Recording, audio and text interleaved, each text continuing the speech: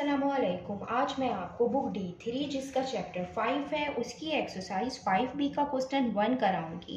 Question 1 हम read करते हैं। Find the gradient of the line passing through each of the following pairs of point.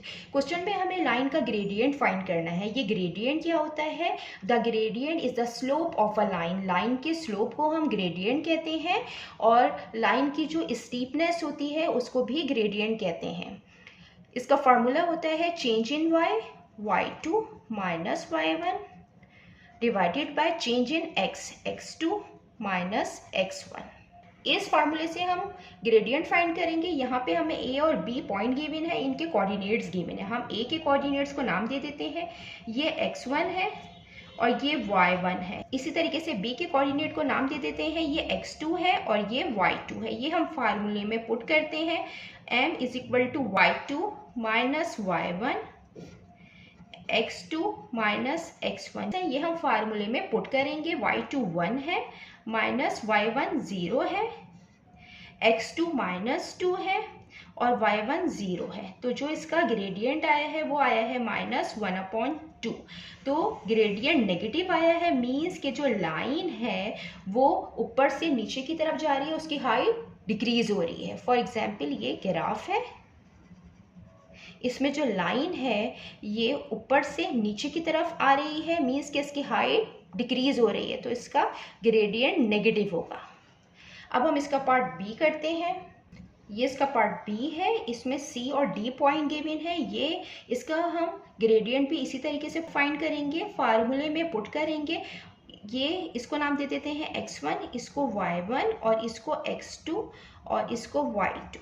यहाँ पे जो y2 है वो 7 है और जो y1 है वो है -3 और यहाँ पे जो x2 है वो 1 है और जो x1 है वो है 2। माइनस माइनस प्लस 3 हो जाएगा, 1 माइनस 2 माइनस 1 आ जाएगा। m is equal to 7 plus 3 10 -10। इसका भी ग्रेडियंट -10 आएगा, मीन्स के लाइन जो है वो डिक्रीज हो रही है, लाइन की हाइट डिक्रीज हो रही है, लाइन ऊपर से नीचे की तरफ आ रही है, तो इसका ग्रेडियंट नेगेटिव है। अब हम इसका पार्ट ई करते हैं। इसके सी डी पार्ट सेम है, इसी फार्मूले से होंगे, इसी फार्मूले से ग्रेडियंट फाइंड करेंगे। मैं यहाँ पे इसका ई पार्ट करवा देती हूँ। ये इसका ई पार्ट है, इसमें आई और जे पॉइंट गिवन है, इनके कोऑर्डिनेट्स गिवन है। हम इनको नाम दे देते हैं, ये x1 है और ये y1 है, ये x2 है, ये y2 है। ये इसका भी हम इसी तरीके से ग्रेडियंट फाइंड करेंगे। इसको हम फार्मूले में पुट कर लेते हैं डायरेक्ट।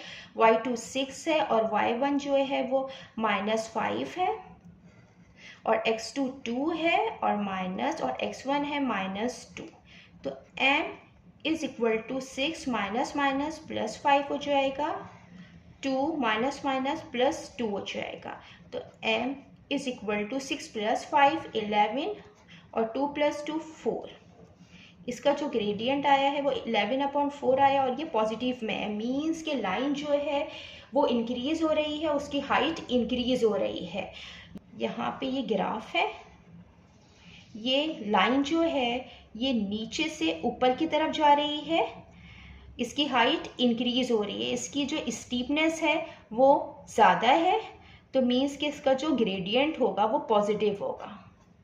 जितना मैंने एक्सप्लेन किया है, अगर इसमें कोई भी क्वेरी है तो आप कमेंट्स में पूछ सकते हैं। अल्लाह हाफिज़।